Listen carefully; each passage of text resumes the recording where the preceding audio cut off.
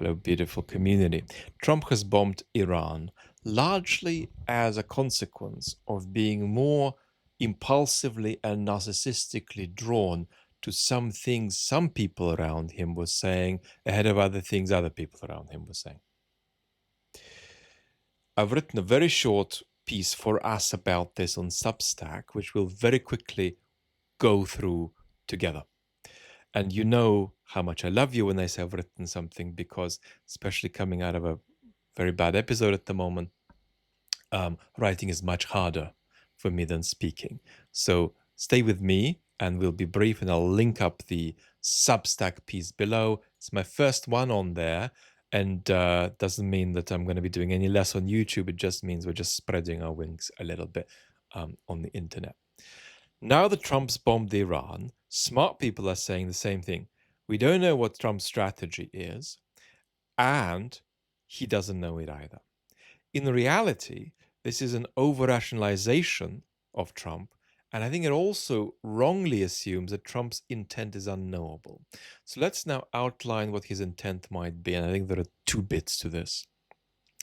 The first bit is a kind of spectacle-driven impulse, and yes, we're saying this, and yes, we're talking about it in 2025, and yes, that's the state of the world.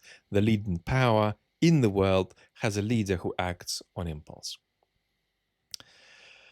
Trump acts like the lead in a TV drama, and each episode must outdo the last. This is spectacle-driven practical thinking. Trump's decisions are shaped by the needs for spectacle, not strategy. On this occasion, Trump's impulsive drive for escalation, by which I don't mean escalation in the conventional sense, but escalation in drama, his drive for dramatic escalation, was also further inflamed by two things. Number one is FOMO, fear of missing out around Israel's perceived success. And two, the authoritarian populist Benjamin Netanyahu's assertiveness combined with manipulation of Trump's narcissistic need for admiration. Second bit to Trump's intent is a kind of authoritarian impulse. Now, domestic authoritarianism, and you know about this, right, watching what's happened in Ukraine closely, domestic authoritarianism tends to leak into foreign policy. And militarism abroad, aggression abroad, tends to become a tool to hold sustained domestic power. Practically, Trump wants to consolidate his grip on power, dominate institutions, evade accountability, control the news cycle by appearing strong. Ideologically, Trump believes that might is right. And yes, Trump is very ideological.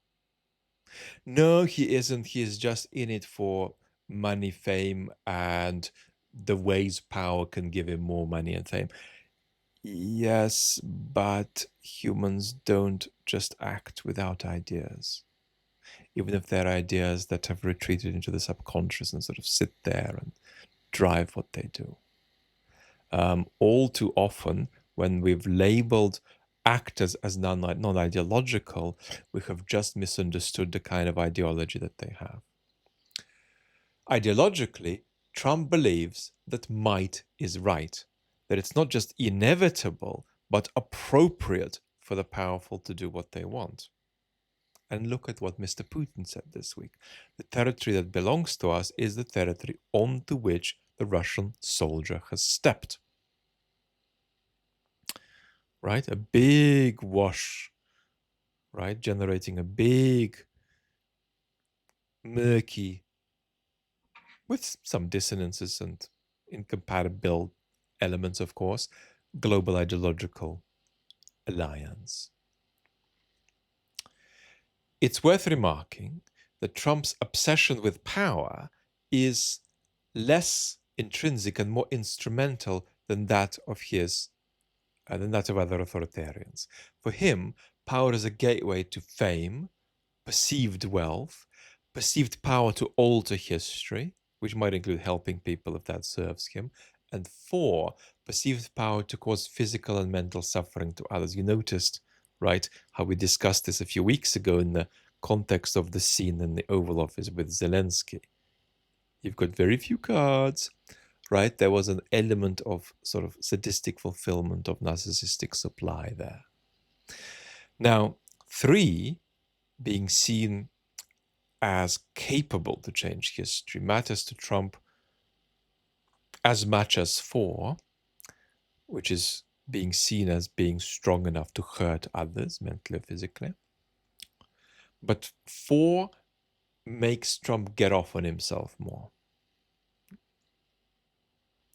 So where does this leave Trump's strategic and tactical thinking? Trump is constitutively incapable of having a strategic conversation about his actions. We saw this with the tariffs, above all. Number 1, Trump is pathologically incapable of asking for advice because he cannot be seen as lacking basic knowledge or insight. Trump acts to mask his lack of insight and information, not to correct it.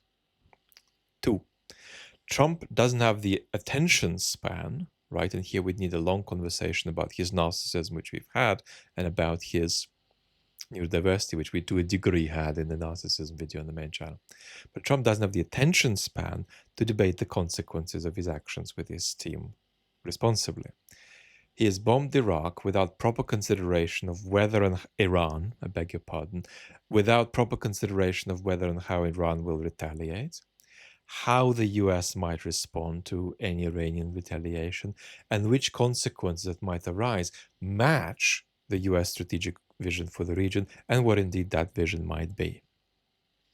Conclusion.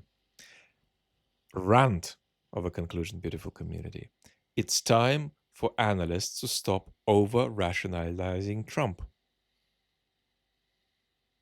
and admit that the impulse to over-rationalization of Trump is sometimes a nostalgic reach for a world and a world order that is no longer there. Stop talking about Trump like he was motivationally like the other recent presidents in the United States, except himself. Stop it. Stop it. Lots and lots of love.